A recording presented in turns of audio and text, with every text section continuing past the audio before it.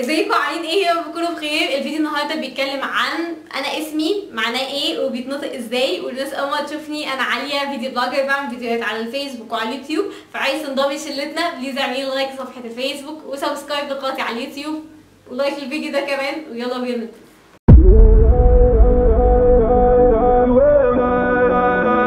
طيب بصوا، انا هقول لكم الاول الاسم بيتنطق ازاي، وبعد كده احكي لكم هو جه منين. اول حاجه هو انا اسمي عاليه قوي، عاليه قوي بمعنى عاليه جدا، او عاليه في المقام جدا، عاليه في المكانه جدا. الموضوع جه ازاي بقى؟ ده من فتره طويله جدا جدا جدا، هي حاجه تضحك ومحدش يعرف القصه دي غيركم، غير يعني ان انا هقول لكم دلوقتي. الموضوع جه ان انا كنت ايام ثانوي، اولى ثانوي وثانيه ثانوي وكده، كنت بحب اتفرج على WWE سماك داون. كان بيتعرض على تي في لاند زمان، وحتى كمان في الاول كان اسمه WWF وبعد كده غيروها بقت WWE.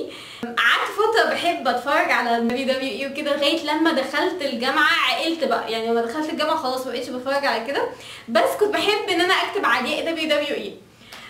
مرت السنين وبقيت بحب ان انا اكتب علياء WWE. بعدين بعد كده جيت ان انا عايزه اعمل بلوج وابقى فيديو بلوجر وبتاع وكده، وانا بعمل سيرش على اجانب بره لقيت انه دايما الاجانب الفيديو بلوجرز والسوشيال ميديا انفلونسرز بيحبوا يسموا البلوج بتاعتهم ستايل ذا فيري شيك، ذا فيري مش عارف ايه، ذا فيري كذا مثلا. فانا كنت حابه ان انا يعني ان انا اسمي البلوج بتاعتي او كده حاجه ريليتد بده.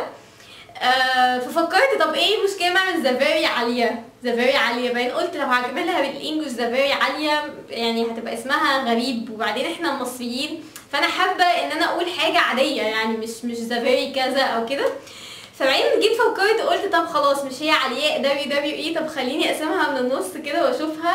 لقيتها ان هي عاليه قوي فعجبتني الفكره، فقلت طب خلاص هو ده اللي انا عايزاه، وفعلا بقيت بكتبها عاليه قوي. اكتر حاجه عجبتني في الموضوع ده ان هو اسم يعني مختلف، مفيش حد واخده، مفيش حد مسمي كده، فبالتالي بيبقى سهل على الناس لما تدور عليا في جوجل، سهل ان هم يوصلوا للقناه بتاعتي، حتى لو كتبوا السبيلنج غلط جوجل هيصلح لهم باسم الاسم بتاعي. حبيت انه حتى يعني يبقى اسمي مختلف علشان لما اجي ادور على يوزر نيم، لما اجي ادور على اي حاجه يبقى سهل ان انا الاقيه، ملاقيش حد واخده. فبالتالي جت من هنا فكره ذا فيري عاليه او عاليه قوي، ومعناها عاليه في المكانه وعاليه في ان انت يبقى تحسي باعتزازك بنفسك وتحسي من جواكي ان انت عاليه جدا. فيا رب اكون جاوبتكم على اكتر سؤال بيتسأل لي، واشوفكم على خير ان شاء الله. باي باي.